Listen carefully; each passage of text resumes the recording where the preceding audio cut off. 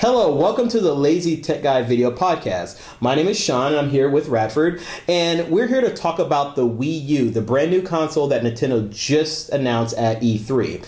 Now, Rad, you had a chance to check out this device. Now, tell me the truth.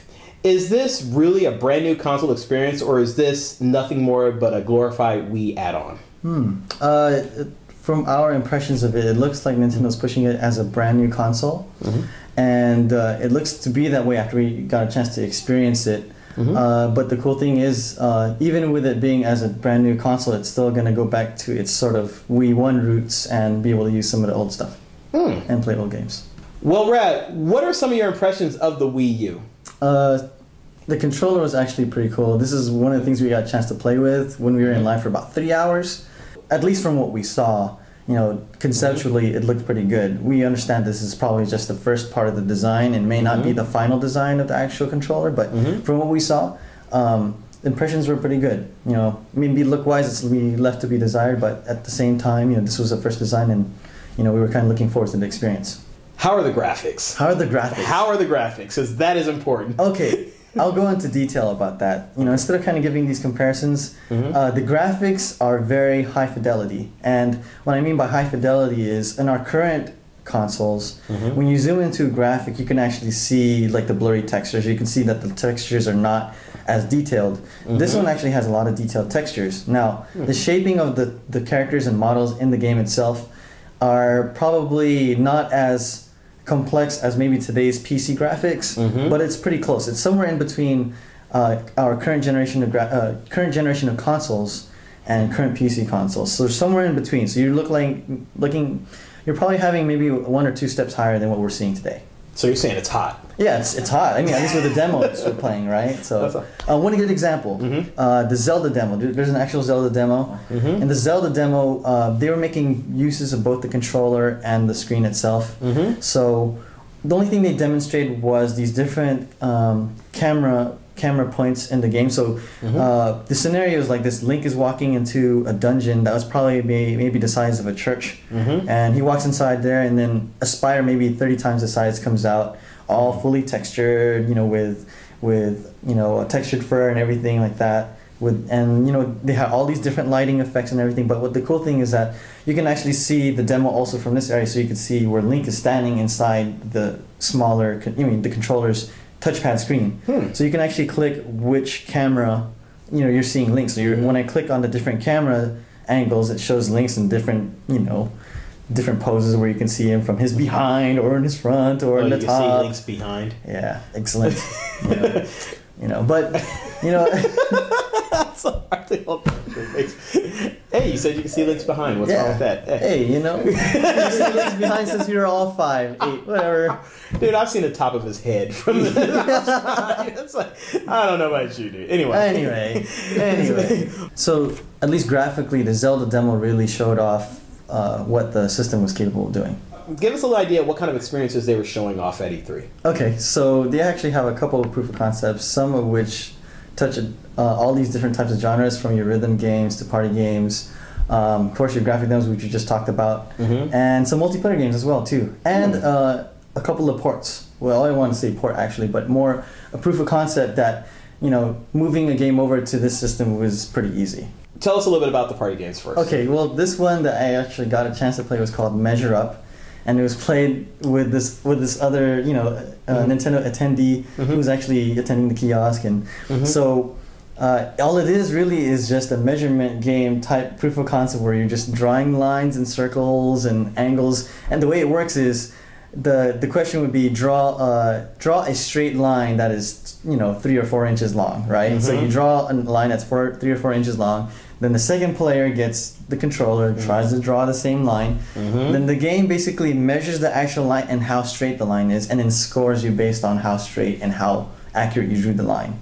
Then they ask you, the next question, like draw an angle that's 45 degrees. So you're drawing basically an angle that's 45 degrees and how straight your angles are, asking you to draw circles and squares and stuff like that. And then at the very end, gives you a total score and see how you did against the second player. Was that called Wii Geometry? Yeah, Wii Geometry, Wii Math, Wii Algebra, whatever you want to call it. How about the rhythm games? What did they show rhythm-wise? They had this thing called Shield Pose. And shield pose. Shield pose, yeah. Okay. Think of it as like a cross between like you being Captain America and the other side, the other side with a bunch of pirates all in skeleton form shooting arrows at you in rhythm. So when did Captain America fight pirates? That doesn't matter. Right, you have a shield. All right, that's the main point. You have a shield, and the point is in the game you have a guy that basically tells you an arrow is coming at the left side of you and the right side of you. Mm-hmm. So in the beginning of the game, it demos you by making you look around your surroundings. So it demonstrates. The controller demonstrates how accurate it is when you're moving around in 3D space, knowing that you're actually looking at the moon, the left side of the ship, the right side of the ship.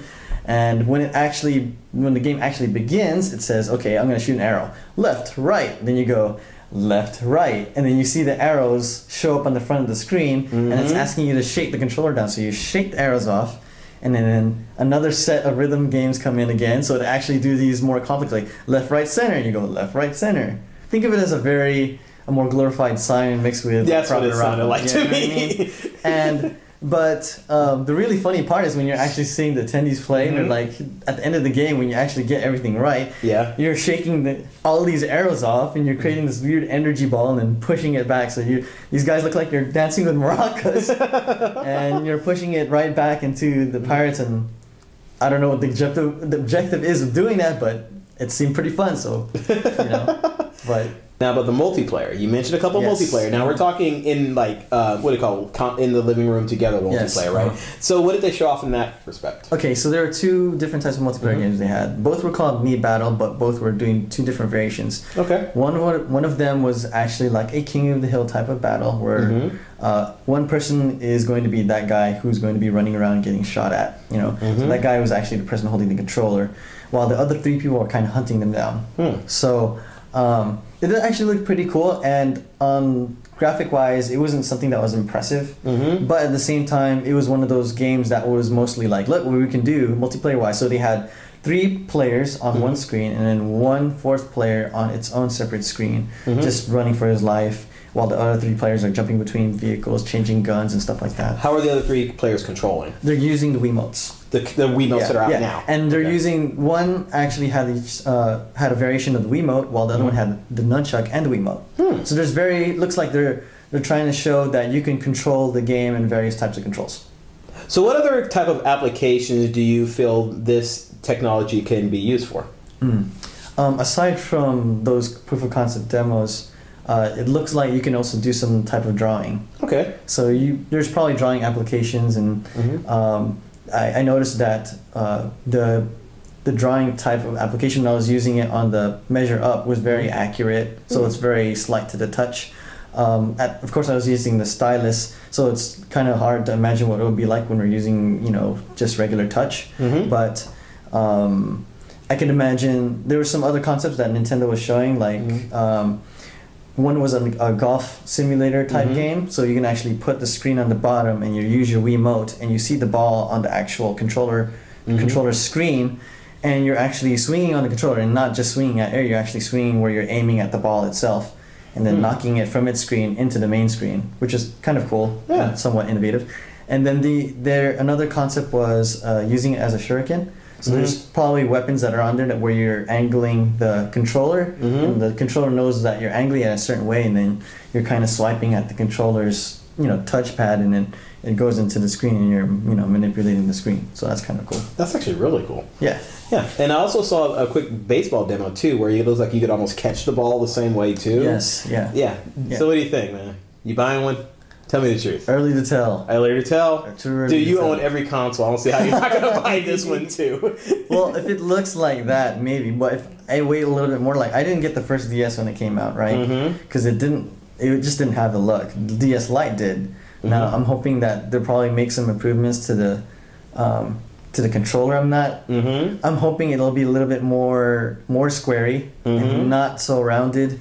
So that's what I'm hoping it would be. Of course, that's just first concept, but I'm hoping that there will be more games that make use of it. And other questions that come to myself is, are we going to be required to use these controllers? Can we just put that down and just use our Wiimotes and you play things in high definition now? Like just play high definition games, hardcore games in high definition with motion controls. So that's something I'm hoping to look forward to.